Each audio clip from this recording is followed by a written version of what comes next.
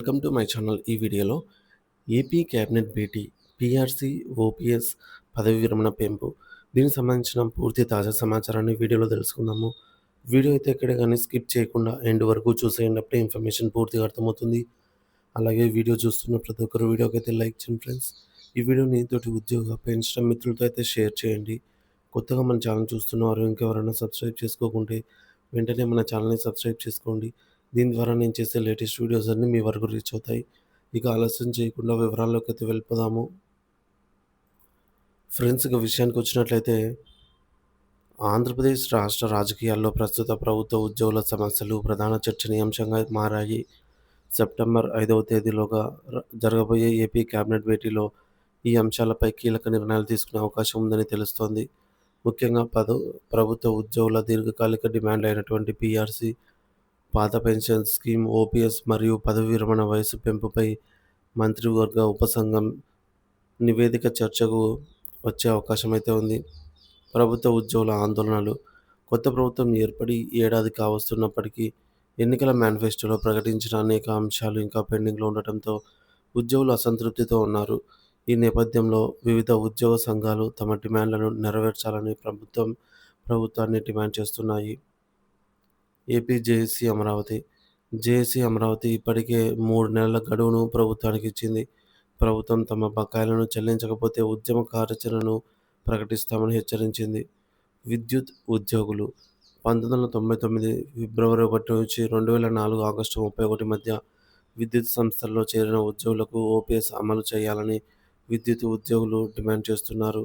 September 15 నుంచి 22 వరకు దశలవారీగా ఆందోళన కార్యక్రమాలను చేపట్టేందుకు సిద్ధమవుతున్నారు. పదవి విరమణ వయసు పెంపుపై చర్చ. ప్రభుత్వ ఉద్యోగుల పదవి విరమణ వయసు పెంపుపై మంత్రివర్గ ఉపసంఘం ఏర్పాటు కావడం అందరినీ ఆశ్చర్యానికి గురిచేసింది. సాధారణంగా ఉద్యోగుల వయసు తగ్గించాలే తప్ప పెంచకూడదు అనే అభిప్రాయం వ్యక్తమవుతుంది. దీనివల్ల ఉద్యోగులకు ఉద్యోగ అవకాశాలు తగ్గిపోతాయని, కొత్త నోటిఫికేషన్లు రాక యువతలో నిరాశ పెరుగుతుందని పలువురు ఆందోళన వ్యక్తం చేస్తున్నారు.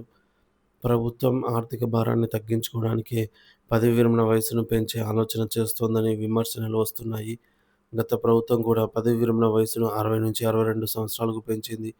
ఇది రిటైర్ అయ్యే వారికి చెల్లాల్సినటువంటి బెనిఫిట్స్ను వాయిదా వేయడానికి చేసిన ప్రయత్నంగా అయితే భావిస్తున్నారు. నిరుద్యోగుల ఆశలు, నిరుద్యోగుల ఆందోళన. పదవీ విరమణ వయసు పెంపు నిరుద్యోగుల ఆశలపై నీళ్లు చల్లుతుందని, ఉద్యోగ అవకాశాలు తగ్గిస్తాయని వారు ఆందోళన వ్యక్తం చేస్తున్నారు. ప్రభుత్వంపై ఆర్థిక భారం. వయసు పెంచడం ద్వారా సీనియర్ ఉద్యోగులకు ఎక్కువ జీతభత్యాలు చెల్లించాల్సి వస్తుందని, ఇది ప్రభుత్వంపై మరింత ఆర్థిక భారం మోపుతుందని ఆర్థిక నిపుణులు హెచ్చరిస్తున్నారు.